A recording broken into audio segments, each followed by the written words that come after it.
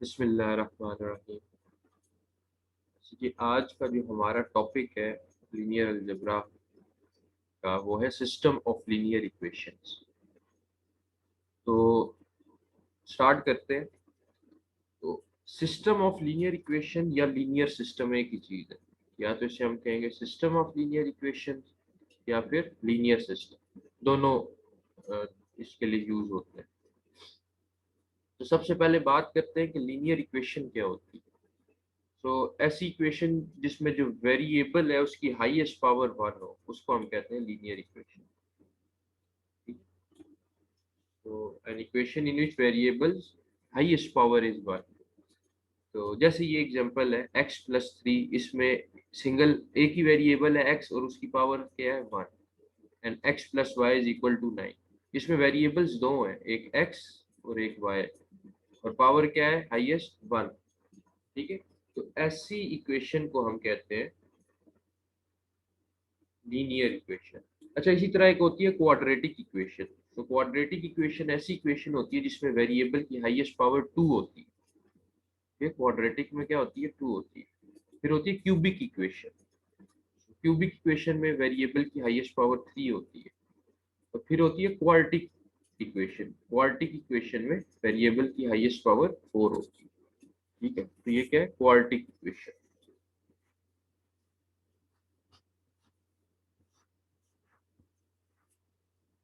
ये कौन सी है, वेरिएबल की हाईएस्ट पावर जिसमें थ्री हो, क्यूबिक। और अगर टू हो, क्वाड्रेटिक।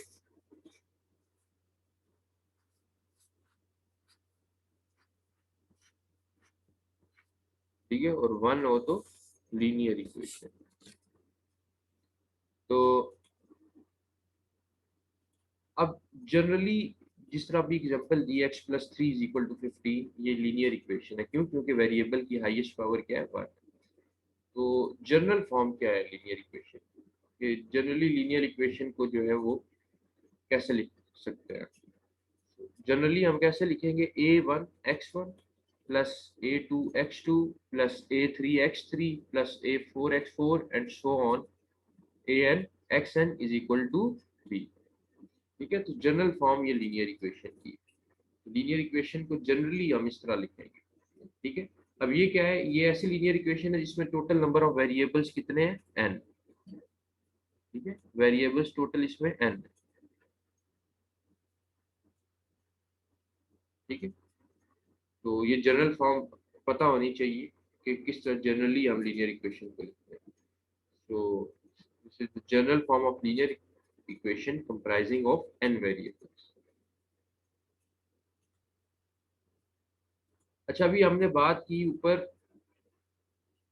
कि जनरल फॉर्म क्या है लीनियर इक्वेशन की, और लीनियर इक्वेशन है क्या। अब बात करते हैं सिस्टम ऑफ लीनियर इक्वेशन क्या होता है, या जिसको लीनियर सिस्टम भी कहते हैं।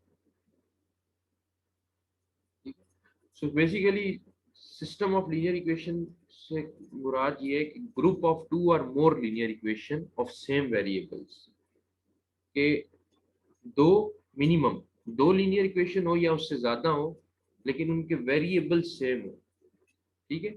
So system of linear equation, it is the system of two or more linear equations involving same variables। ठीक है। उसको हम कहते हैं सिस्टम ऑफ लीनियर इक्वेशन या फिर लीनियर सिस्टम। जैसे ये दो लीनियर इक्वेशंस लिखेंगे, x1 plus 4x2 plus 2x3 is equal to 9। ठीक है। और नीचे क्या है,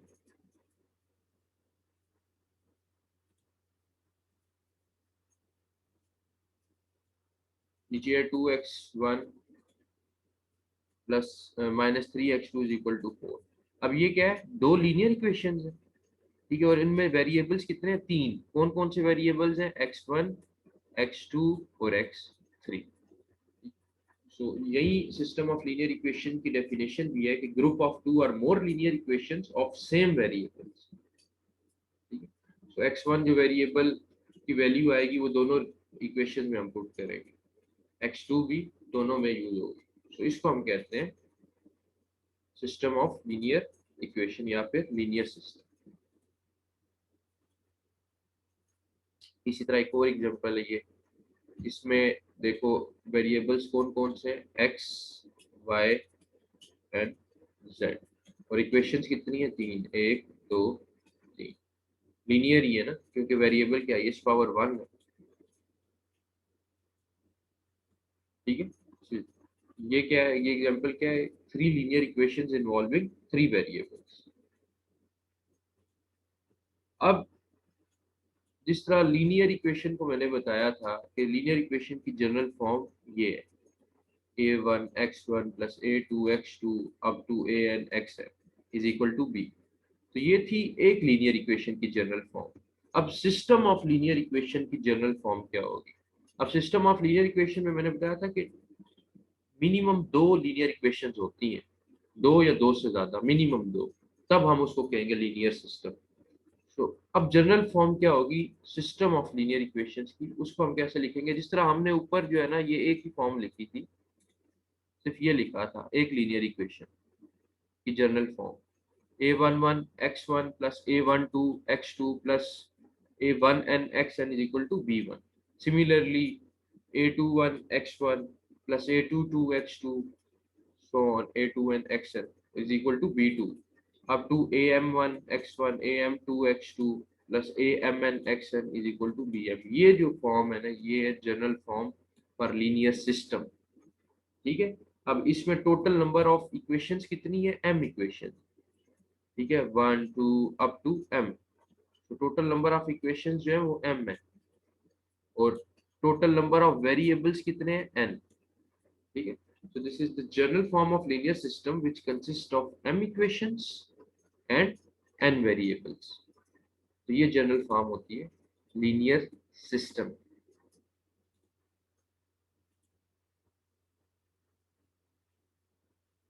अब बात करते हैं सॉल्यूशन ऑफ लीनियर इक्वेशन कि जो लीनियर इक्वेशन है उसका सॉल्यूशन क्या होता है।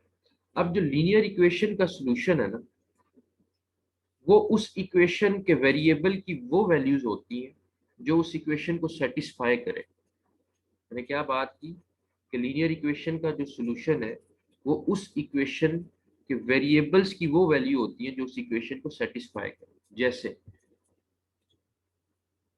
ये x plus 9 is equal to 20 एक लीनियर इक्वेशन। अब 9 उस साइड पे गया तो 20 माइनस 9x की वैल्यू क्या आ गई, 11। सो ये वेरिएबल की वैल्यू क्या है, इस इक्वेशन में वेरिएबल क्या आता है, इस इक्वेशन में वेरिएबल x था। सो x की वैल्यू मेरे पास क्या आई, 11 आई। सो अब 11 जब मैं यहाँ पे पुट करूंगा, 11 11 प्लस 9 इज इक्वल टू 20, यानी कि ये जो वेरिएबल है इसकी वैल्यू इस वाली इक्वेशन को क्या कर रही है, सेटिस्फाई कर रही है। समझिए वो बात को। So solution of linear equation are those values of the variables of that equation which satisfy this equation। This is the solution of that linear equation। ये जो वेरिएबल की वैल्यू आई इसे हम कहते हैं solution of linear equation। अच्छा, अब वो तो लीनियर इक्वेशन का सॉल्यूशन था। अब हम बात करते हैं सॉल्यूशन ऑफ लीनियर सिस्टम कि लीनियर सिस्टम का सॉल्यूशन क्या होगा। अब जिस तरह हमने अभी बात की लीनियर इक्वेशन के सॉल्यूशन की, इसी तरह जो लीनियर सिस्टम होता है ना उसका सॉल्यूशन क्या होता है, उसका सॉल्यूशन उसके सिस्टम के वेरिएबल्स की वो वैल्यूज है जो सिस्टम की हर इक्वेशन को सेटिस्फाई करेंगी। मतलब ये कि ये पूरा एक सिस्टम है, ये तीन इक्वेशन है लीनियर सिस्टम में। अब इस सिस्टम के वेरिएबल्स की वैल्यूज यानी एक्स वाई और जी। अब मेरे पास लेट्स सपोज ये एक एग्जांपल है, मेरे पास ये लीनियर सिस्टम है, एक इक्वेशन है x plus 2y minus 3z is equal to -3। ठीक है, और एक इक्वेशन ये 2x minus 5y plus 4z is equal to 13, और एक ये। तो अब जब इनको मैं सॉल्व करूंगा तो मेरे पास ये x y और z जो वेरिएबल्स हैं उनकी वैल्यूज आ जाएंगी। अब ये जब इसको सॉल्व किया तो x की वैल्यू आई -2, y आया -1, z आया 1। ये ऑर्डर्ड पेयर की फॉर्म में मैंने लिखा। ठीक है, ये फॉर्म कौन सी होती है, ये ऑर्डर्ड पेयर की फॉर्म है। इस तरह रिजल्ट्स को लिखना कहते हैं ऑर्डर्ड पेयर फॉर्म। ठीक है, तो एक्स वाई और जी की वैल्यू आ जाएगी जब आप इसको सॉल्व करोगे इस लीनियर सिस्टम। तो ये जो एक्स वाई और जी है, अब इन वैल्यूज को जब आप यहाँ पे पुट करोगे x की वैल्यू -2, इधर पुट करोगे, लेट्स सपोज ये वाली इक्वेशन मैंने ले ली, x+2y -3z is equal to -3, तो ये इसको सेटिस्फाई करेगी, जैसे कि ये हुआ हुआ x की वैल्यू जब मैंने वो इक्वेशन 1 में पुट की, आंसर आया -3, और वो ऊपर भी क्या था -3। इसी तरह इसका आंसर आया 13, सेकंड इक्वेशन में पुट की, इसमें पुट की आया 5। तो अब आप ये देखो, ये क्या था -3 के इक्वल, ये इक्वेशन सेटिस्फाई कर दिया इसने, इन वेरिएबल की वैल्यूज ने तीनों इक्वेशंस को क्या कर दिया, सेटिस्फाई कर दिया। जब x -2 पुट किया, y यहाँ पे -1 पुट किया, और z यहाँ पे 1 पुट किया, तो ये आंसर राइट हैंड साइड के इक्वल आएगा -3। सिमिलरली ये जो आंसर 13 है, ये इस राइट हैंड साइड के इक्वल है, और ये जो आंसर 5 आया, ये इस राइट हैंड साइड के इक्वल। तो अब पढ़ो डेफिनेशन, जो मैंने बात बताई थी कि solution of linear system are those values of the variables of that system which satisfy all of the equations of the given system। ठीक है, तो हर इक्वेशन को सेटिस्फाई किया है इन वैल्यूज में x y z। ठीक है, सो ये होता है सॉल्यूशन ऑफ लीनियर सिस्टम। सो ये जो x इज इक्वल टू -2 है, y इज इक्वल टू -1 है, और z इज इक्वल टू 1 है, ये सॉल्यूशन सेट है अबव लीनियर सिस्टम के। ये जो लीनियर सिस्टम था, इसके सॉल्यूशन सेट्स, ठीक है, x y और z के, they are the solution sets. आगे चलते हैं। अब जो याद रखना, जो लीनियर इक्वेशन, जो लीनियर सिस्टम का सॉल्यूशन होता है, उसमें 3 तरह की पॉसिबिलिटीज हो सकती है जो सॉल्यूशन मिलता है हमें। कौन कौन सी पॉसिबिलिटी हो सकती है? एक पॉसिबिलिटी ये हो सकती है कि कोई सॉल्यूशन ना मिले, नो सॉल्यूशन, कि हमें कोई सॉल्यूशन नहीं मिलेगा। दूसरी पॉसिबिलिटी ये हो सकती है कि there will be exactly one solution of that linear system, तो जो आप लीनियर सिस्टम को आप सॉल्व कर रहे हो, उसका कोई एक सॉल्यूशन होगा एग्जैक्टली। और तीसरी पॉसिबिलिटी क्या हो सकती है कि there are infinitely many solutions. ठीक है, सिस्टम के जो है वो सॉल्यूशंस क्या है, इन्फिनिट है। ठीक है, अब एक एक पॉसिबिलिटी पे बात करते हैं। याद रखिए 3 पॉसिबिलिटीज है कि या तो कोई सॉल्यूशन नहीं मिलेगा हमें, या फिर हमें एग्जैक्टली वन सॉल्यूशन मिलेगा, या फिर इन्फिनिटली मैनी सॉल्यूशन हमें मिलेगा। सो पॉसिबिलिटी 1 क्या है? पॉसिबिलिटी 1 है कि a system of linear equation has no solution. यही थी ना पॉसिबिलिटी 1, कि एक लीनियर इक्वेशन का जो सिस्टम है, उसका कोई सॉल्यूशन नहीं होगा। इसका मतलब ये है कि हमें वेरिएबल की कोई भी वैल्यू ऐसी नहीं मिलेगी जो इन दोनों लीनियर इक्वेशन को सेटिस्फाई करे। मतलब ये एक एग्जांपल लिया, ये मेरे पास एक लीनियर सिस्टम है, इसमें कितनी इक्वेशंस हैं? 2 equations, x -2 y is equal to -1 -x+2 y is equal to 3। और इन दो इक्वेशन में वेरिएबल्स कितने हैं? 2, x और y। ठीक है, तो अब वेरिएबल जो x और y है, हमें इनकी कोई भी ऐसी वैल्यू नहीं मिलेगी जो इन दोनों इक्वेशन को सेटिस्फाई करेगी। तो ऐसे सॉल्यूशन को हम कहेंगे, ऐसे सिस्टम जो है लीनियर सिस्टम को हम कहेंगे उसका कोई सॉल्यूशन नहीं। ठीक है, क्योंकि x और y की कोई भी वैल्यू नहीं मिलेगी। अगर मैं ग्राफ की तरफ जाऊं, इसका ग्राफ कैसे बनेगा इस पॉसिबिलिटी का? इसका ग्राफ हमेशा एक पैरेलल लाइंस मिलेंगी हमें। ये 2 लाइंस क्यों है? क्योंकि 2 इक्वेशन, एक इस इक्वेशन के लिए, एक इस इक्वेशन के लिए। तो जब भी हमें हमारा केस ऐसा है जिसमें हमें कोई सॉल्यूशन नहीं मिलेगा, उस केस में ग्राफिकल रिप्रेजेंटेशन कैसी होगी? इसी को मैंने ग्राफ की फॉर्म में यहाँ पे रिप्रेजेंट किया। तो ग्राफिकल रिप्रेजेंटेशन कैसे होगी? हमें 2 पैरेलल लाइंस मिलेंगे। ये याद रखना, हमें 2 पैरेलल लाइंस मिलती हैं when there is no solution of the system. ठीक है, लीनियर इक्वेशन का ग्राफ एक स्ट्रेट लाइन होता है ना, it is a straight line, but these both of these lines are parallel। ठीक है, so for possibility number 1 we will get 2 parallel lines। और दोनों जो लाइंस है आपस में एक दूसरे को किसी भी पॉइंट पे इंटरसेक्ट नहीं करेंगी, जैसे कि यहाँ पे आपको नजर आ रहा है, ये दोनों लाइंस आपस में इंटरसेक्ट नहीं कर रही। ठीक है, इनमें सफिशिएंट डिस्टेंस है। पैरेलल लाइन की डेफिनेशन ही ये होती है कि दोनों लाइन में सफिशिएंट डिस्टेंस भी होता है।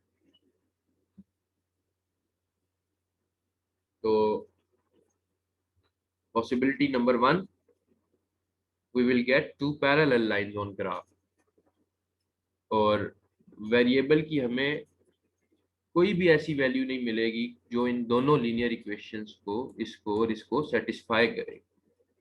ठीक है, तो ये थी पॉसिबिलिटी नंबर 1।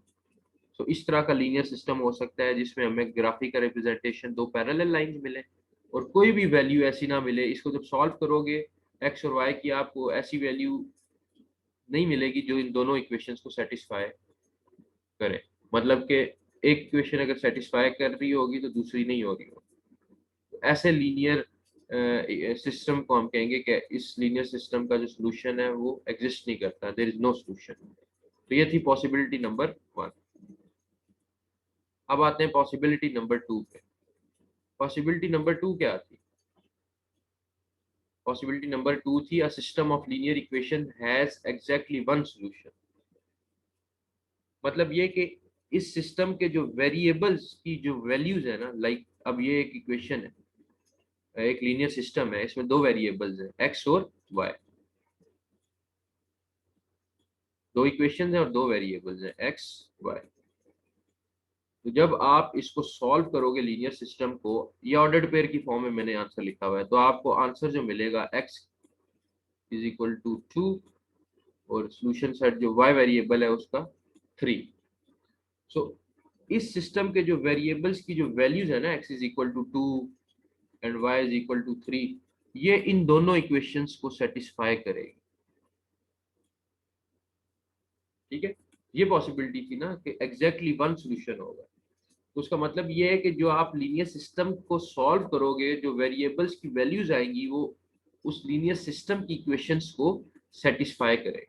अब x और y की वैल्यू जब आप इन दोनों इक्वेशंस में पुट करोगे तो राइट हैंड साइड और लेफ्ट हैंड साइड आपस में इक्वल आएगा।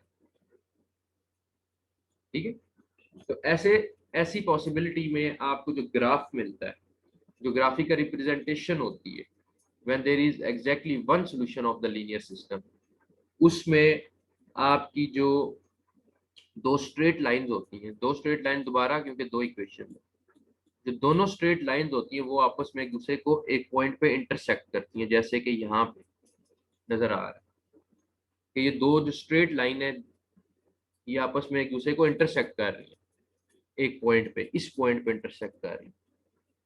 ठीक है,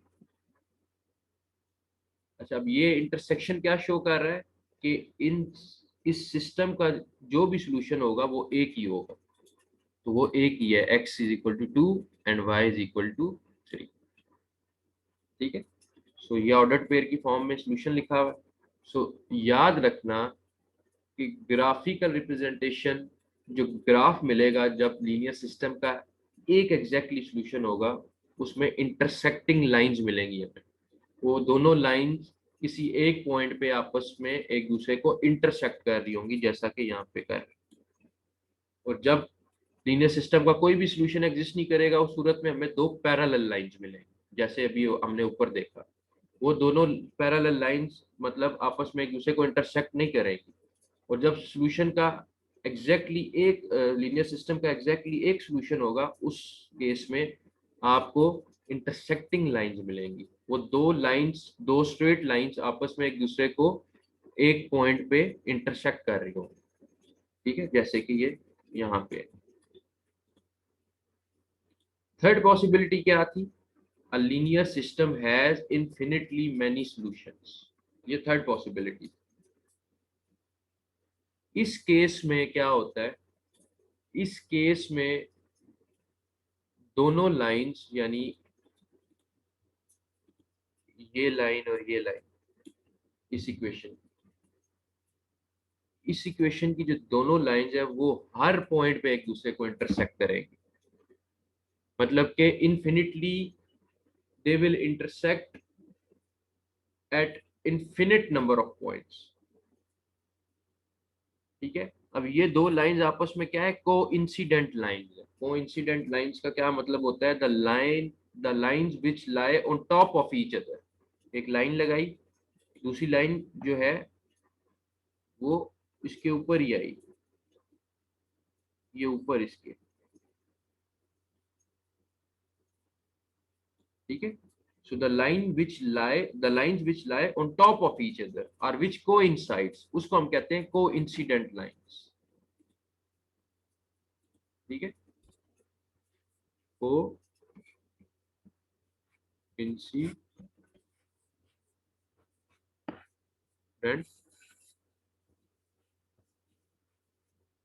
लाइंस। सो इस केस में जो दोनों लाइंस है, they will intersect each other at every point. मतलब ये दोनों लाइंस एक दूसरे के वन लाइन, जो एक लाइन है वो दूसरी लाइन के टॉप पे है। ठीक है, तो they are on top of each other. So इसका मतलब ये हुआ कि ये जो सिस्टम है इसके इन्फिनिटली बहुत से सॉल्यूशन। ठीक है, ये ग्राफ क्या शो कर रहा है, this system has infinitely many solutions. और इस सिनेरियो में, इस केस में हमें जो लाइंस मिल रही हैं वो कौन सी लाइंस मिल रही हैं, को इंसिडेंट लाइंस मिल रही हैं।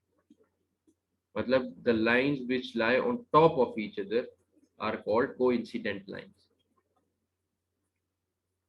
जो कि आपस में एक दूसरे को हर पॉइंट पे इंटरसेक्ट कर रही हैं, यहाँ पे, यहाँ पे, यहाँ पे, यहाँ पे, हर पॉइंट पे, यानी इन्फिनिट नंबर ऑफ पॉइंट्स पे इंटरसेक्ट करें। तो ये थर्ड पॉसिबिलिटी में याद रखना, अब एक चीज याद रखनी है। अब मैंने आपको तीन पॉसिबिलिटीज बताई। So for possibility number one, जहां पे हमें कोई भी सोल्यूशन नहीं मिल रहा था, याद रखना, you will get parallel lines on graph, you will get parallel lines on graph for possibility number one, when there is no point in common solution, यहाँ पे सोल्यूशन एग्जिस्ट ही नहीं कर रहा था, and there is no point in common solution, उस case में हमें क्या मिलेगी, ग्राफ पे पैरेलल लाइंस मिलेगी। अभी ये मैंने दिखाया अभी ग्राफिकली। पॉसिबिलिटी नंबर टू थी when there is one point in common solution, मतलब एग्जैक्ट एक सोल्यूशन जब एग्जिस्ट करेगा लीनियर सिस्टम का, तो वो केस क्या है, when there is one point in common solution. तो उस केस में हमें जो लाइंस मिल रही थी ग्राफ में, वो कौन सी मिल रही थी, इंटरसेक्टिंग लाइंस मिल रही थी।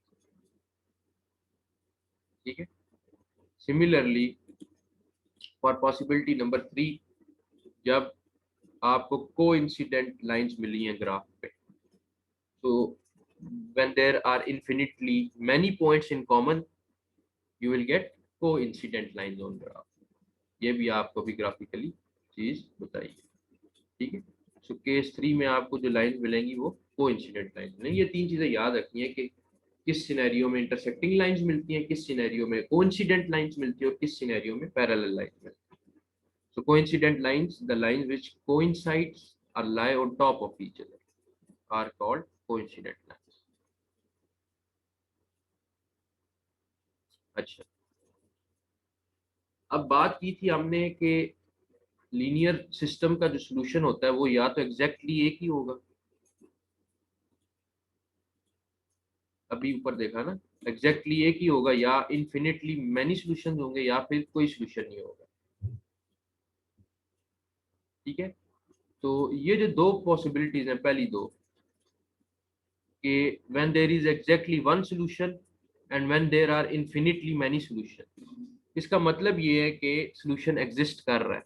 इन दो पॉसिबिलिटीज का क्या मतलब है, इसका मतलब ये है कि solution exist कर रहा है, या तो वो exactly एक ही है या infinitely many है। ठीक है, और ये जो थर्ड पॉसिबिलिटी है, इसका मतलब क्या है, नो solution, इसका मतलब ये है कि solution exist नहीं कर रहा, it means solution does not exist। ठीक है, सो याद रखना, लीनियर सिस्टम का सॉल्यूशन या तो कंसिस्टेंट होता है या फिर इनकंसिस्टेंट होता है। दो पॉसिबिलिटीज है कि जो लीनियर सिस्टम होता है उसका सॉल्यूशन या कंसिस्टेंट होता है या फिर इनकंसिस्टेंट होता है। कंसिस्टेंट कब होगा, कंसिस्टेंट तब होगा जब सॉल्यूशन लीनियर सिस्टम का एग्जिस्ट करेगा। तो सॉल्यूशन लीनियर सिस्टम का एग्जिस्ट कब कर रहा है, इन दो पॉसिबिलिटीज, यानी when there is exactly one solution and when there are infinitely many solutions, इसमें solution exist कर रहा है। सो लीनियर सिस्टम का solution consistent तब होगा जब लीनियर सिस्टम का सॉल्यूशन एग्जिस्ट करेगा, और वो किस केस में एग्जिस्ट करता है? इन दो केसेस। इसके बाद लीनियर सिस्टम का सॉल्यूशन इनकंसिस्टेंट उस वक्त होगा जब लीनियर सिस्टम का सॉल्यूशन एग्जिस्ट नहीं करेगा, और वो किस में करता है? वो जो हमारी पॉसिबिलिटी नंबर 1 थी, that linear system has no solution. तो उस केस में हम कहेंगे the solution of linear system is inconsistent. तो ये दो चीजें पता होनी चाहिए, consistent solution versus inconsistent solution, और consistent system versus inconsistent system. उसके बाद आते हैं हम कि मैट्रिक्स नोटेशन कैसे करेंगे, मैट्रिक्स की फॉर्म में कैसे लिखेंगे लीनियर सिस्टम को। दो एग्जांपल्स सामने दी हुई हैं। अब ये एग्जांपल नंबर 1 है, एक लीनियर सिस्टम है जिसमें 3 इक्वेशंस हैं और 3 वेरिएबल्स हैं, एक्स वाई और जेड। अब इसको हम कैसे लिखेंगे? इस सिमिलरली ये भी, इसमें भी 3 इक्वेशन है, इसमें भी 3 वेरिएबल्स हैं, एक्स वाई एंड जी। अब इसको हमने लिखना है मैट्रिक्स की फॉर्म में। हम क्या करते हैं, हम जो है कोफिशिएंट्स को अलग लिख लेते हैं। कोफिशिएंट्स क्या है? ये जो वेरिएबल्स के साथ ये जो टर्म्स लिखी हुई है, 2, वाई के साथ क्या है 1, जेड के साथ क्या है 1, यहाँ पे एक्स है ही नहीं तो ये 0 होगा एक्स यहाँ पे, वाई के साथ क्या है 2, ये कोफिशिएंट्स है। फिर ये जेड के साथ क्या है -8, यहाँ पे एक्स के साथ क्या है 4, वाई के साथ कौन सी टर्म है 5, 9 के साथ कौन सी टर्म है 9। तो ये मैट्रिक्स बनाना, इसको हम कहते हैं कोफिशिएंट मैट्रिक्स। ठीक है, मैट्रिक्स की बेसिकली हम क्या कर रहे हैं, एक लीनियर सिस्टम को मैट्रिक्स फॉर्म में कैसे रिप्रेजेंट करेंगे वो देख रहे हैं। तो हम कोफिशिएंट्स को अलग लिख लेंगे, ये मैंने कोफिशिएंट्स को अलग लिख ली। ठीक है, तो ये आप ऑर्डर चेंज कर सकते हो, मतलब ये जो सेकंड रो है वो आप फर्स्ट रो बना सकते हो, थर्ड को फर्स्ट बना सकते हो, लेकिन उस हिसाब से फिर आपको आगे वेरिएबल्स भी उसी हिसाब से जो है ना चेंज करने पड़े। जो ऑर्डर आपने रखा है उस हिसाब से उस ऑर्डर को भी, सॉरी वेरिएबल्स क्या है कि कॉन्स्टेंट्स को भी चेंज करना पड़ेगा। ठीक है, कांस्टेंट को, वेरिएबल्स को नहीं, कांस्टेंट को, कांस्टेंट का ऑर्डर भी चेंज करना पड़ेगा। वो खैर वो आप जिस तरह मर्जी आप लिख दो। सो मैंने कोफिशिएंट मैट्रिक्स जिस तरह इक्वेशंस का ऑर्डर था उस तरह लिख दिया। ठीक है, तो ये इस मैट्रिक्स को हम कहते हैं मैट्रिक्स ए को, this is the coefficient matrix और मैट्रिक्स ऑफ कोफिशिएंट। क्या कैसे लिखा कि कोफिशिएंट्स को अलग कर लिया। उसके बाद एक और हमने कॉलम मैट्रिक्स लिखी। ये कॉलम मैट्रिक्स ऑफ वेरिएबल्स है, इसको हम कहते हैं कॉलम मैट्रिक्स ऑफ वेरिएबल्स। हम वेरिएबल्स को कॉलम मैट्रिक्स की फॉर्म में लिखते हैं जो गिवन हो ऑर्डर में। सो पहला जो वेरिएबल था वो क्या था x, दूसरा क्या था y, तीसरा क्या था z। तो हमने उसको कॉलम मैट्रिक्स की फॉर्म में लिख दिया, तो इस मैट्रिक्स को हम कहते हैं column matrix of variables. Third एक और मैट्रिक्स हमने बना ली कॉलम मैट्रिक्स की फॉर्म में, ये जो आपको कॉन्स्टेंट्स गिवन थी इक्वेशन की दूसरी साइड पे, तो हमने इसको भी कॉलम मैट्रिक्स के फॉर्म में लिखना होता है। सो बी जो मैट्रिक्स स्मॉल बी क्या है, column matrix of constants of linear system. तो ये क्या है, कॉलम मैट्रिक्स ऑफ कांस्टेंट्स, ये कांस्टेंट्स है तीनों। This is the column matrix of constant, column matrix की फॉर्म में लिखेंगे। तो हमने क्या लिख लिया, coefficient matrix, column matrix of variables and column matrix of constant. Similarly इसमें भी ये कोफिशिएंट मैट्रिक्स लिख ली इसकी, और ये आपकी कॉलम मैट्रिक्स ऑफ वेरिएबल, और ये कॉलम मैट्रिक्स ऑफ कांस्टेंट्स, ये वाले कांस्टेंट्स। उसके बाद इक्वेशन होती है A X is equal to B. ठीक है, ये आपने याद रखनी है। मैट्रिक्स फॉर्म में लिखने के लिए जो इक्वेशन हम यूज करते हैं वो करते हैं A X is equal to B, यानी कि कोफिशिएंट मैट्रिक्स को मल्टीप्लाई करते हैं हम कॉलम मैट्रिक्स ऑफ वेरिएबल्स के साथ, और इक्वेशन की दूसरी साइड पे हम मैट्रिक्स फॉर्म में लिखते हैं कॉलम मैट्रिक्स ऑफ कांस्टेंट्स। ठीक है, यहाँ पे भी ऐसे ही है, इक्वेशन की दूसरी साइड पे कांस्टेंट्स हैं, इस साइड पे कोफिशिएंट और वेरिएबल। तो ये इक्वेशन होती है A X is equal to,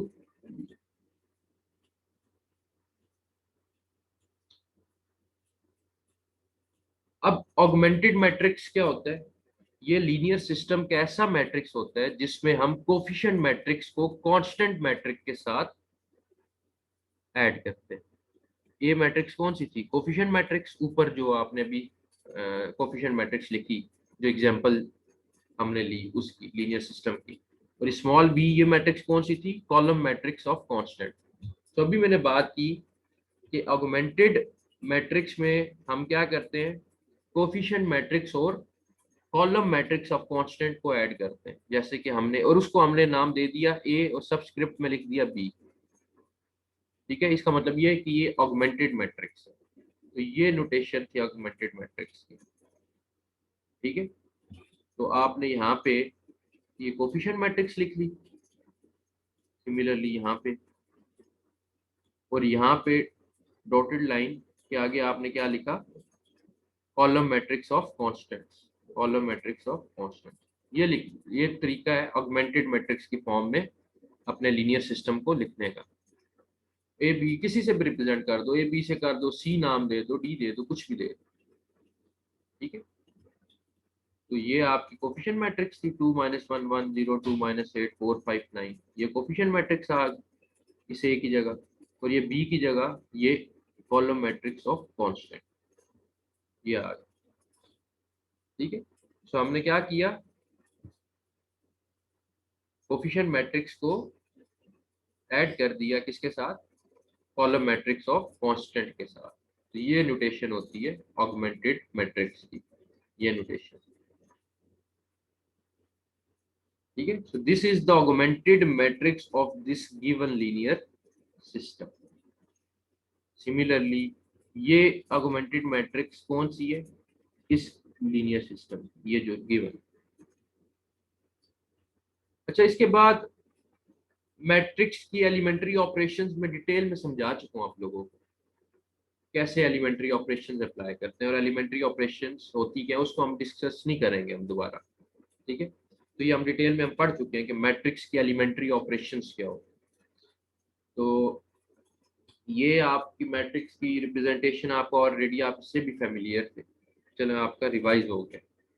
अब जो लीनियर सिमल्टेनियस इक्वेशंस होती हैं उसको सॉल्व करने के मेथड्स कौन कौन से?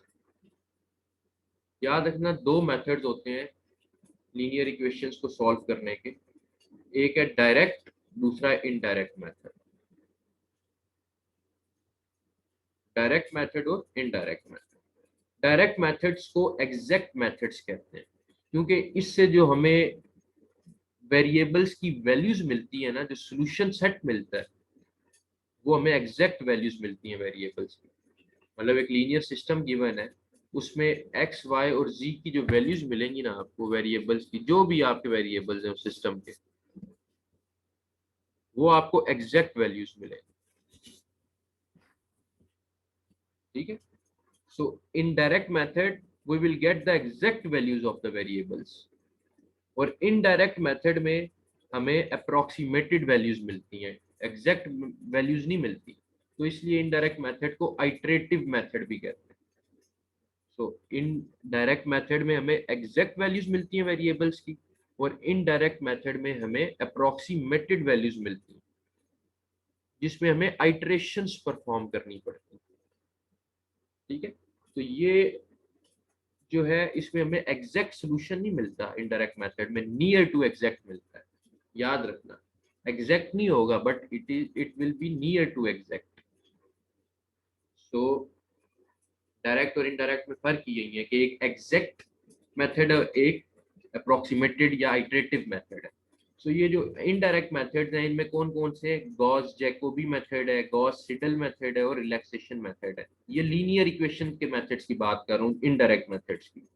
ये हम लीनियर अलजेब्रा में नहीं पढ़ते, ये मेथड्स हम पढ़ते हैं न्यूमेरिकल एनालिसिस में। एक सब्जेक्ट होता है न्यूमेरिकल एनालिसिस, उसमें न्यूमेरिकल मेथड्स में हम पढ़ते हैं। हमारा काम किन मेथड्स से? हमारा काम डायरेक्ट मेथड्स से। तो डायरेक्ट मेथड्स कौन कौन से? Crowds method. अब ये क्राउड्स मेथड आप पढ़ चुके हो। क्राउड्स मेथड कौन सा मेथड था? LU decomposition method. ये बड़ी डिटेल में हमने इस पे डिस्कशन की हुई है, ऑनलाइन लेक्चर रिकॉर्डेड भी पड़ा हुआ है। LU decomposition method. ठीक है। सो क्राउट्स मेथड आप ऑलरेडी पढ़ चुके हो, एलयू डिकम्पोजिशन मेथड। दूसरा मेथड है गॉस जॉर्डन मेथड, और तीसरा मेथड है गॉस एलिमिनेशन मेथड। ये डायरेक्ट मेथड है। इसको सॉल्व करने के, लीनियर सिस्टम को सॉल्व करने। तो क्राउड्स मेथड तो हम ऑलरेडी पढ़ चुके हैं। इस लेक्चर में हम गॉस जॉर्डन मेथड और गॉस एलिमिनेशन मेथड को देखेंगे।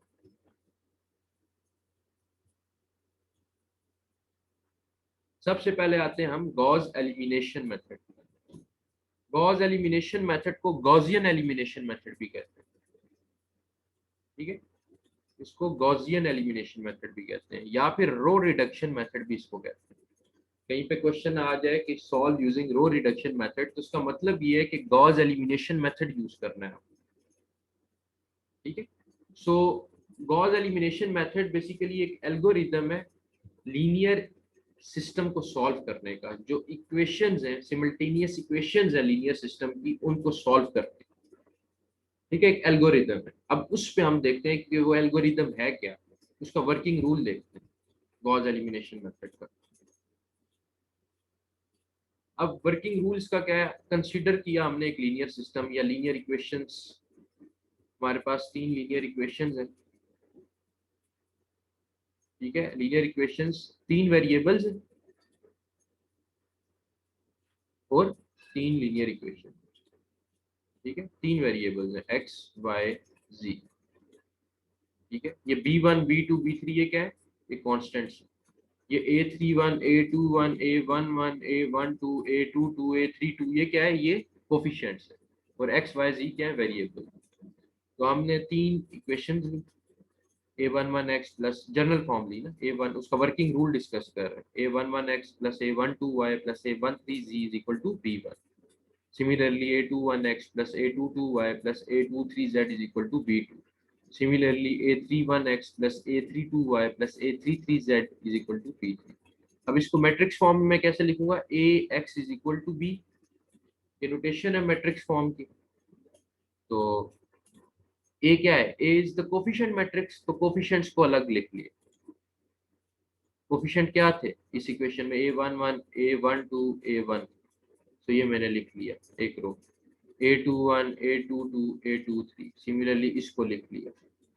a31 a32 a33, सिमिलरली इसको मैंने लिख लिया। ये जो मैट्रिक्स मिली मुझे, इस मैट्रिक्स को मैं क्या कहूंगा, कोफिशिएंट मैट्रिक्स। ठीक है। इसके बाद कैपिटल एक्स क्या था, कॉलम मैट्रिक्स ऑफ वेरिएबल्स। जो वेरिएबल्स थे उसको हमने लिख लिया, एक्स वाई जी तीन वेरिएबल्स थे हमारे पास। बी क्या था, बी हमारे पास ये कॉन्स्टेंट्स को कॉलम मैट्रिक्स। तो जो कॉन्स्टेंट्स को कॉलम मैट्रिक्स है वो लिख लिया, b1 b2 b3। अब A X is equal to B की फॉर्म में लिख लिया। ए की जगह ये ए आ गई कोफिशिएंट मैट्रिक्स, एक्स की जगह, इस एक्स की जगह ये वाली मैट्रिक्स आ गई, और ये बी स्मॉल की जगह ये वाली मैट्रिक्स आ गई। अब ये जो मैट्रिक्स फॉर्म में आपने लिखा, इसी को आप ऑगमेंटेड मैट्रिक्स की फॉर्म में लिखोगे। यूज आप गॉस एलिमिनेशन मेथड का वर्किंग रूल देख रहे हैं।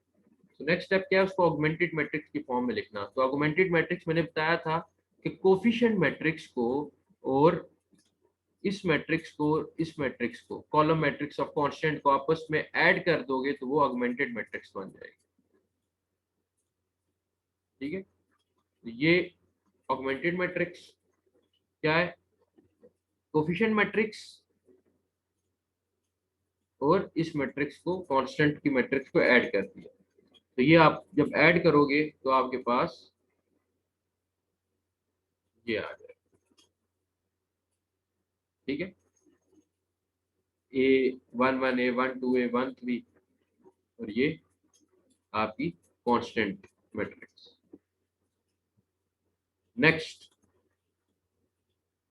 ये जब आप ऑगमेंटेड मैट्रिक्स की फॉर्म में लिख लेते हो, सबसे पहले मैट्रिक्स फॉर्म में लिखा, फिर ऑगमेंटेड मैट्रिक्स की फॉर्म में लिखा, फिर आप क्या करते हो, ये जो ऑगमेंटेड मैट्रिक्स गिवन है ना ये वाली, इसको आप using elementary row operations, using elementary row transformations reduce करते हो एशिलन फॉर्म। ठीक है, आप इसको रो एशिलन फॉर्म में लेके आओ। तो इसको रो एशिलन फॉर्म में किस तरह लेके आओगे, यूजिंग रो ऑपरेशंस, रो एलिमेंट्री ऑपरेशंस लगा के। तो आप इसको इस फॉर्म में लेके आओगे, ये फॉर्म बनेगी। ठीक है, आप क्या करोगे, आप रो एशिलन फॉर्म क्या होती है कि मेन डायगोनल, ये होता है मेन डायगोनल आपका ये वाला, यानी कि अपर लेफ्ट से लोअर राइट तक। अपर लेफ्ट से स्टार्ट होता है मेन डायगोनल और लोअर राइट पे खत्म होता है। ये आपका जो है सेकेंडरी डायगोनल है। सेकेंडरी डायगोनल आपका अपर राइट से स्टार्ट होता है और लोअर लेफ्ट पे खत्म होता है। ठीक है, तो आपका जो मेन डायगोनल है ना, ये मेन डायगोनल से जितनी भी एंट्रीज मेन डायगोनल के नीचे हैं वो जीरो होनी चाहिए। इसको हम कहते हैं, ये एंट्रीज क्या होनी चाहिए, जीरो। इसको हम कहते हैं रो एशिलन फॉर्म। ठीक है, रो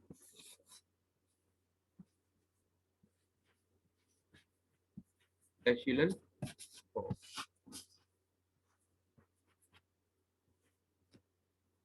अच्छा, रो एशिलन फॉर्म में मेन डायगोनल की एंट्रीज वन भी आप कर सकते हो।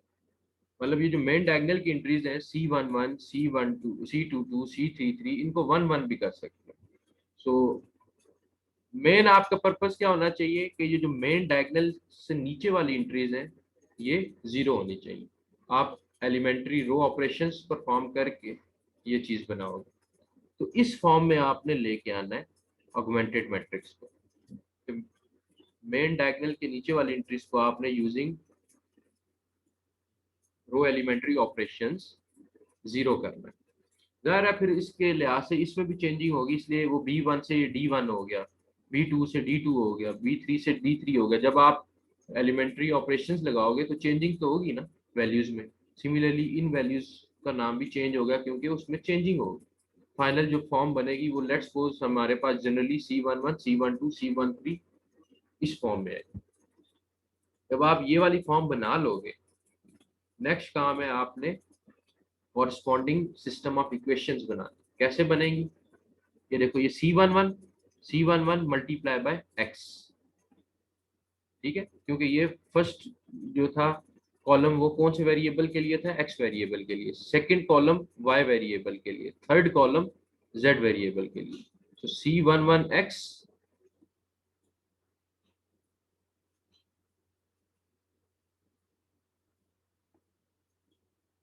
ठीक है, ये C11x प्लस C12y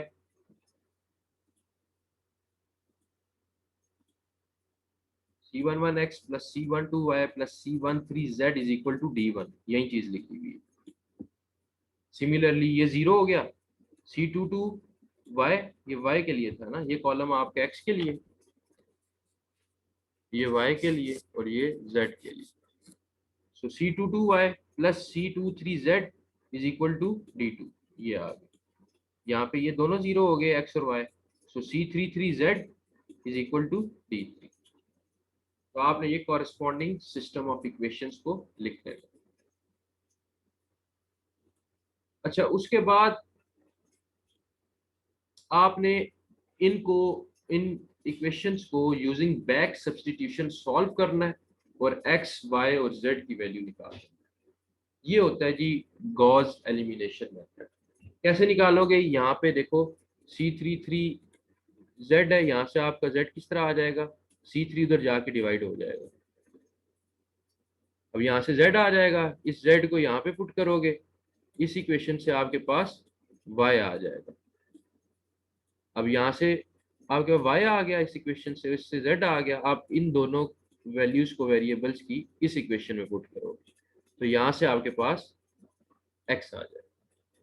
इसको कहते हैं बैक सब्स्टिट्यूशन मेथड। तो ये था आपका गॉस एलिमिनेशन मेथड। एक तो मैं इससे रिलेटेड एक एग्जांपल देख लेते हैं। गॉस एलिमिनेशन मेथड से सॉल्व करनी है ये लीनियर सिस्टम। लीनियर सिस्टम में इक्वेशन क्या गिवन है, x plus 3y plus 2z is equal to 5। ये तीन इक्वेशंस हैं और तीन ही वेरिएबल्स हैं। ठीक है, x, y और z वेरिएबल्स हैं, कॉन्स्टेंट्स ये हैं, और कोफिशिएंट x के साथ यहाँ पे कोफिशिएंट क्या है 1, y के साथ ये 3, z के साथ ये 2, सिमिलरली ये।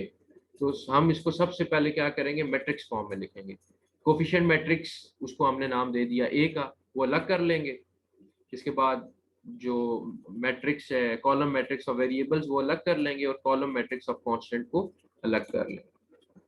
तो ये A X is equal to B की फॉर्म में लिखना है। ए मेरा क्या हो जाएगा, कोफिशिएंट मैट्रिक्स। ये 1, 3 और 2 कैसे आया, ये पहली जो इक्वेशन है, x के साथ कोफिशिएंट 1 है, y के साथ 3 है, z के साथ 2 है। सिमिलरली बाकी भी इस तरह आपने लिख लेते हैं। तो ये कोफिशिएंट मैट्रिक्स बन गई, उसको ए का नाम दे दिया। एक बात याद रखना, आप कोशिश करो कि आप जो रो एशिलियन फॉर्म बना रहे हो गॉस एलिमिनेशन में, आप मेन डायगोनल की एंट्रीज को भी 1 करो। तो आप ये एंट्रीज भी क्या करो, 1 करो, यानी मेन डायगोनल की एंट्रीज, इनको भी 1 बनाओ। ठीक है, ये तो 0 करोगे ही ना, बिलो जितनी भी एंट्रीज है मेन डायगोनल के, उनको 0 करोगे ही। इसको 0 करोगे, इसको 0 करोगे, इसको 0 करोगे। ठीक है, लेकिन इनको भी 1 बनाना है। तो आपने ये याद रखना है, आपने जब ये मैट्रिक्स लिखनी है ना, कोफिशिएंट मैट्रिक्स, टॉप पे आपका 1 होना चाहिए। जरूरी नहीं है, लेकिन आप इसको 1 रखोगे तो आप ऑर्डर चेंज कर सकते हो। मतलब आप ये सेकंड रो पहले लिख सकते हो। लेट्स सपोज यहाँ पे 1 ना होता, तो आप कोई और रो उठा के पहले लिख देते, ऑर्डर आप चेंज कर सकते थे। मतलब लेट्स सपोज यहाँ पे ये 4 था, आपने ये इस तरह मैट्रिक्स लिखी, ये 4 था, 1 नहीं था, तो आप इस रो को पहली रो बना सकते, इसको थर्ड पे ले आओ। तो इस हिसाब से आपको ये 10 भी फर्स्ट पे लेके आना पड़ेगा, और 5 को थर्ड पे। तो कोशिश आपने यही करनी है कि जो मेन जो फर्स्ट एंट्री है वो 1 होनी चाहिए। आपने कोफिशिएंट मैट्रिक्स लिख ली, उसके बाद एक्स वाई जी 3 वेरिएबल्स थे, बी कॉन्स्टेंट्स 5, -4 और 10। ठीक है, ये 5, -4, 10। अब A X is equal to B की फॉर्म में, A coefficient matrix x is equal to B. अब ऑगमेंटेड मैट्रिक्स की फॉर्म में कैसे लिखोगे, अब ऑगमेंटेड मैट्रिक्स की फॉर्म में लिखोगे, दोनों को कंबाइन कर दोगे, इस कोफिशिएंट मैट्रिक्स को और इस मैट्रिक्स को कंबाइन कर दोगे। तो ये आपने कंबाइन कर दिया, ये फॉर्म बन, इसको नाम दे दिया ए बी का। अब आपने एलिमेंट्री रो ऑपरेशंस परफॉर्म करनी है इस मैट्रिक्स पे, जो आप उससे फेमिलियर हो। परफॉर्म करके करना क्या है, आपने एलिमेंट्री रो ऑपरेशंस परफॉर्म करके आपने रो एशिलियन फॉर्म बनानी है। इसको क्या करना है, 0 करना है, और इस मेन डायगोनल की एंट्रीज को कोशिश करो 1 करना।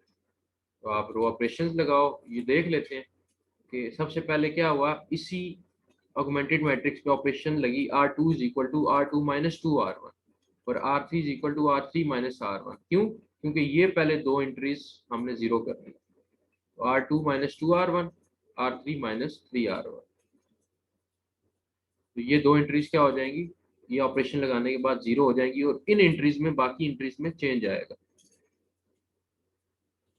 ये दो तो 0 हो जाएंगी ना, इनमें बाकियों में चेंज आएगा, वो चेंज भी आपने लिखना है, जो भी चेंज आया। सिमिलरली नेक्स्ट, अब आप इसको भी 0 बनाओगे।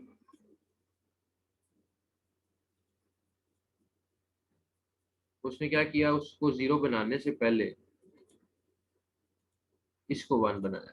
इसको 1 कैसे बनाया, मल्टीप्लाई कर दिया -1/2 से, इस पूरी रो को। ठीक है, तो ये R2 is equal to -1/2 multiply R2, उससे क्या हुआ, ये 1 हो गया, और बाकियों में चेंजिंग आएगी। ठीक है, तो ये आपने साथ देख भी लेना, तो इसमें क्या आएगा, चेंज आएगा। ये रो ऑपरेशन परफॉर्म की उसके बाद उसने क्या किया, उसने इस एलिमेंट, इस एंट्री को क्या किया, 0 किया।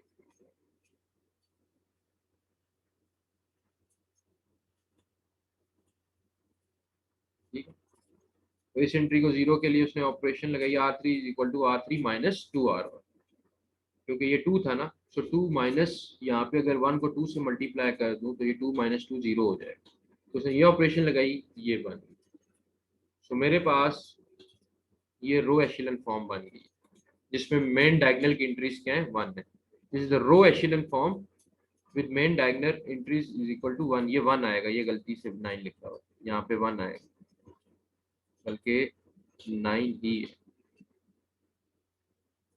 एक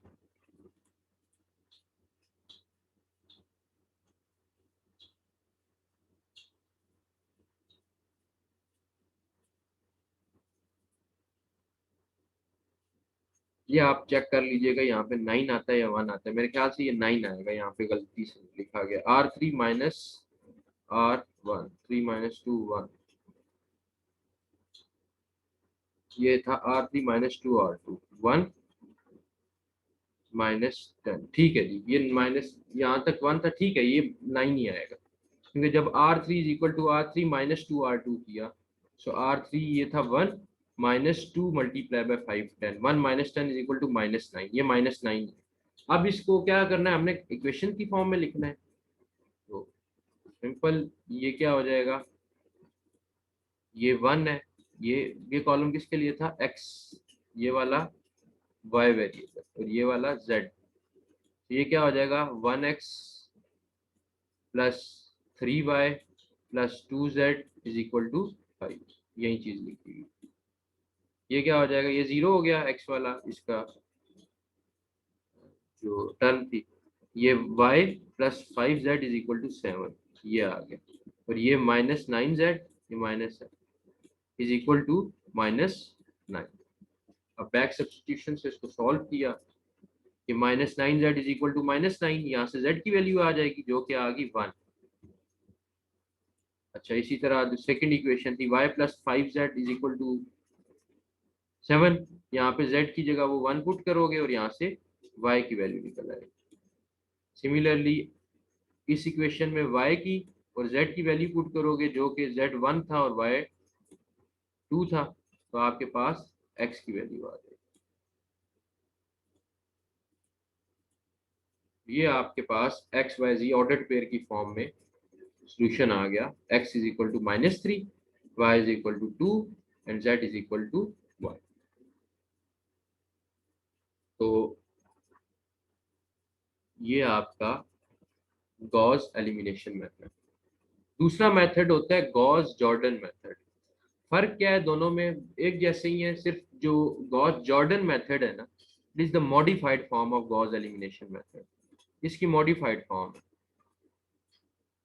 ठीक है। होता क्या है कि गॉस जो एलिमिनेशन मेथड है उसमें आप ऑगमेंटेड मैट्रिक्स को रो एशिलन फॉर्म में रिड्यूस करते हैं। गॉस जॉर्डन में आप वही चीज उसी ऑगमेंटेड मैट्रिक्स को रेड्यूस रो एशिलन फॉर्म में करोगे। किस फॉर्म में, रेड्यूस्ड रो एशिलन फॉर्म में लेके आओ। रेड्यूस रो एशिलन फॉर्म वो फॉर्म होती है जिसमें मेन डायगोनल की एंट्रीज क्या हो, 1 हो और बाकी तमाम एंट्रीज 0 हो।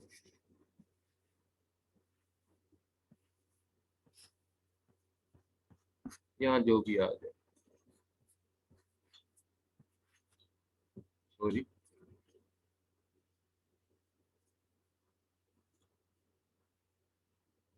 ठीक है।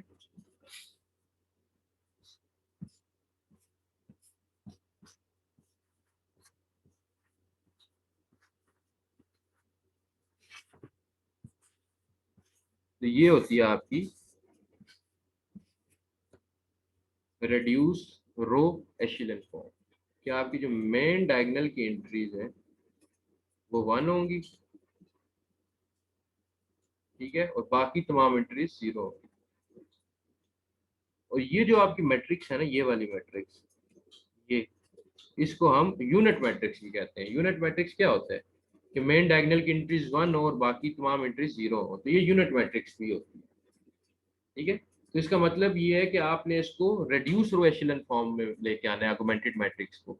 यानी ये कि ऑगमेंटेड मैट्रिक्स में से जो कोफिशिएंट मैट्रिक्स वाला पोर्शन था उसको यूनिट मैट्रिक्स बनाना है, ठीक है। ये मॉडिफाइड फॉर्म है, बाकी वही रूल है इसका भी। तो तेजी तेजी में से भी देख लेते हैं इसका वर्किंग रूल। उसी तरह 3 इक्वेशंस हमने कंसीडर की, 1 2 3, सेम उसको मैट्रिक्स फॉर्म में लिखा। ये ए हो गया, ये x is equal to B, same वही तरीका।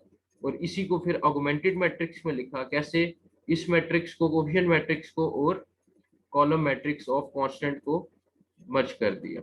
ये आपकी आ गई ऑगमेंटेड मैट्रिक्स। अब उसमें हम क्या करते थे, उसमें हम रो एशेलन फॉर्म बनाते थे इसकी, इसमें हम रेड्यूस रो एशेलन फॉर्म बनाएंगे। तो इसको जब reduce elementary row operations perform करके रेड्यूस रो एशेलन फॉर्म बनाएंगे तो ये वाली फॉर्म हमारे पास बनेगी, ये ठीक है, इस फॉर्म में लेके आएंगे। ये जो पोर्शन है ये वाला, ये क्या है, ये यूनिट मैट्रिक्स बन गई है, ठीक है। सो एलिमेंट्री रो ऑपरेशंस परफॉर्म करनी है और इसको इस फॉर्म में लेके आना है। उसमें हम क्या करते थे, उसमें हम सिर्फ रो एशिलन फॉर्म में लेके आते थे, इस इन एंट्रीज को जीरो करते थे, इन एंट्रीज को जीरो नहीं करते थे। अब इसमें हमने क्या है, मॉडिफाइड फॉर्म है, इसमें हमने इसको ये यूनिट मैट्रिक्स की फॉर्म में बनाना है, इस कोफिशिएंट मैट्रिक्स को। ऑब्वियसली इसमें उस हिसाब से चेंजिंग होगी, तो चेंजिंग को हमने नाम दे दिया D1 D2 D3। और एंड पे जो इसकी इक्वेशन डायरेक्ट लिखोगे, क्योंकि ये क्या था, कॉलम एक्स के लिए था, ये कॉलम वाई के लिए था, ये जेड के लिए था। तो ये x आगे y और z जीरो हो गए, so x is equal to direct D1, direct value मिल गई। सिमिलरली ये y is equal to D2 और ये z is equal to D3, direct हमें वैल्यूज मिल जाएंगी। ये x is equal to D1, y is equal to D2 and z is equal to D3। ये थी आपकी मॉडिफाइड फॉर्म गॉस एलिमिनेशन की, जिसे हम कहते हैं गॉस जॉर्डन मेथड। इसकी एग्जांपल भी एक देख लेते हैं जल्दी से। गॉस जॉर्डन मेथड से सॉल्व करना है इस लीनियर सिस्टम को, तीन इक्वेशंस और तीन वेरिएबल्स, ठीक है, ये तीन इक्वेशंस है और वेरिएबल्स तीन है, एक्स वाई, यहाँ पे जेड नहीं है मतलब जीरो है, और जेड, यहाँ पे एक्स नहीं है मतलब जीरो है, और यहाँ पे वाई नहीं है मतलब जीरो है। Three equations and three variables. Similarly आप उसको ए कोफिशिएंट मैट्रिक्स लिखोगे, क्या आएगी, एक्स के साथ पहली रो क्या बनेगी, एक्स का कोफिशिएंट 1, y का -2, z का 0, सो 1 -2 0। सिमिलरली सेकंड और थर्ड आपने ये कोफिशिएंट मैट्रिक्स की फॉर्म में। सो ए कोफिशिएंट मैट्रिक्स, x क्या था, matrix column matrix of variables, तीन वेरिएबल्स थे x y z, और b क्या था, कॉलम मैट्रिक्स ऑफ कांस्टेंट्स, -4 -9 -10। ये देखो -4 -9 और 10, ये आपका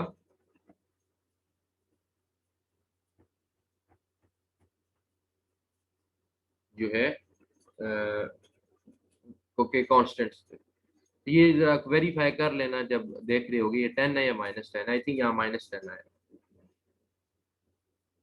तो सिमिलरली इसको आपने क्या किया, ऑगमेंटेड मैट्रिक्स की फॉर्म में लिखा, कैसे, ये कोफिशिएंट मैट्रिक्स और इस मैट्रिक्स को मर्ज कर दी, इनको आपस में मर्ज किया, एलिमेंट्री रो ऑपरेशंस परफॉर्म की, और किस फॉर्म में लेके आना है, इस साइड को यूनिट मैट्रिक्स की फॉर्म, यानी रेड्यूस रो एशिलन फॉर्म।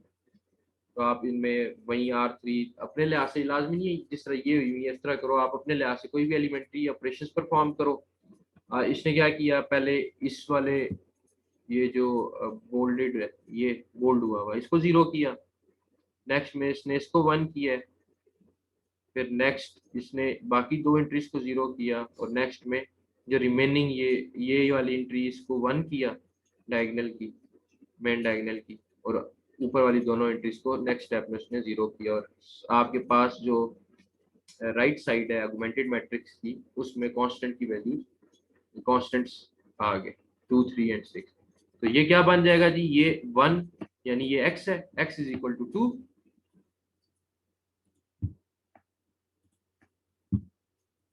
ये x है ना, x इज इक्वल टू 2, ये y है, y इज इक्वल टू 3, और ये z है, बाकी 0 है, z इज इक्वल टू 6।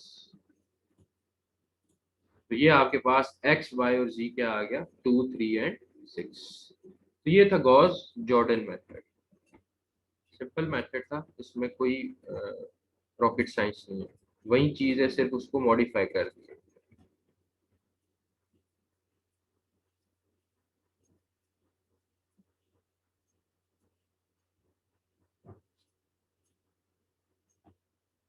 यहाँ पे -10 आएगा, ठीक है, ये यहाँ पे इसको करेक्ट कर लेना, ये इधर -10 आया, ठीक है, ये -10 कर लेना। तो ये था आपका दूसरा मेथड, और क्राउड्स मेथड हम ऑलरेडी पढ़ चुके हैं। मेथड्स हमारे डायरेक्ट मेथड्स जो थे वो खत्म हो गए तीनों। इसी तरह के क्वेश्चन पेपर में आएंगे।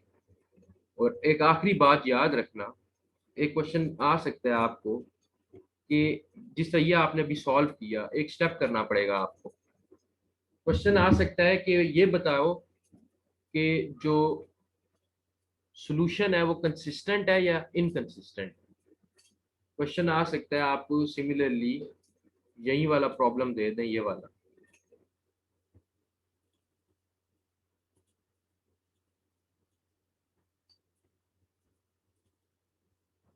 ये प्रॉब्लम लिखा हो यही वाला लेट्स सपोज, और ये ना लिखा हो कि किस मेथड से सॉल्व करो। पूछा जाए कि ये चीज बतानी है कि जो सॉल्यूशन आएगा इस लीनियर सिस्टम का वो कंसिस्टेंट आएगा या इनकंसिस्टेंट आएगा। कंसिस्टेंट और इनकंसिस्टेंट बता चुका हूँ कि अगर सॉल्यूशन एग्जिस्ट करेगा तो सॉल्यूशन कंसिस्टेंट कहलाएगा। अगर सॉल्यूशन एग्जिस्ट नहीं करेगा, यानी when there is no solution, when there will be no solution, उस केस में हम उस लीनियर सिस्टम के सॉल्यूशन को इनकंसिस्टेंट कहेंगे। तो वो पता करने के लिए आपने क्या करना है, आपने रैंक ऑफ ऑगमेंटेड मैट्रिक्स और रैंक ऑफ कोफिशिएंट मैट्रिक्स निकालना है। ठीक है, सारा स्टेप करते आओगे ऊपर से जो करते आ रहे हो।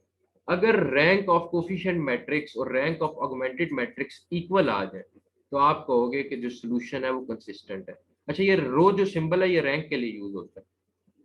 सो रैंक ऑफ ए क्या था, coefficient matrix, is equal to ये ए, और बी ये क्या था, rank of augmented matrix after performing elementary row operations, जो एंड पे आपके पास फॉर्म बचती थी। अगर गॉस जॉर्डन से कर रहे हो तो उससे करो, उसकी फॉर्म बना लो। अगर गॉस एलिमिनेशन से कर रहे हो तो उस फॉर्म में एंड पे जो फॉर्म बनती है।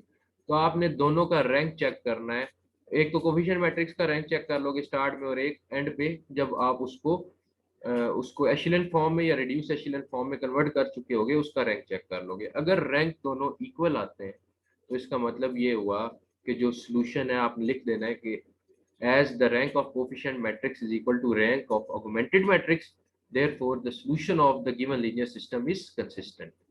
अगर रैंक कोफिशिएंट मैट्रिक्स का ऑगमेंटेड मैट्रिक्स के रैंक के इक्वल ना आए, ठीक है, तो उस सूरत में आप कहोगे कि जो सॉल्यूशन है गिवन लीनियर सिस्टम का वो इनकंसिस्टेंट है। रैंक आपको पता है, ठीक है, रैंक में क्यों नहीं एक्सप्लेन कर रहा, रैंक आप पढ़ चुके हो, the maximum number of linearly independent column vectors in the matrix और the maximum number of linearly independent row vectors in the matrix, उसको हम कहते हैं रैंक ऑफ अ मैट्रिक्स। ठीक है, तो अब आपका देखो, मैं तेजी में जरा बता देता हूँ। ये जो मैट्रिक्स है ना, इसका रैंक है 3। ये ऑगमेंटेड मैट्रिक्स है, इसका रैंक क्या है, 3। सिमिलरली जो कोफिशिएंट मैट्रिक्स थी, ये ये वाली,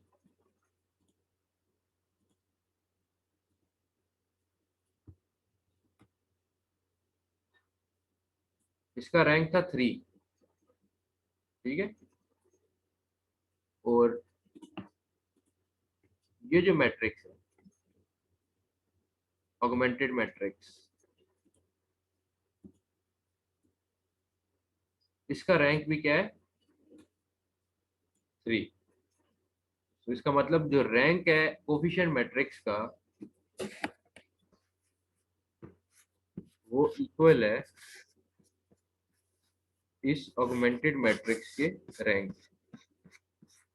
तो इसका मतलब ये जो सॉल्यूशन आएगा इसका वो कंसिस्टेंट आएगा। तो the solution of this linear system is consistent.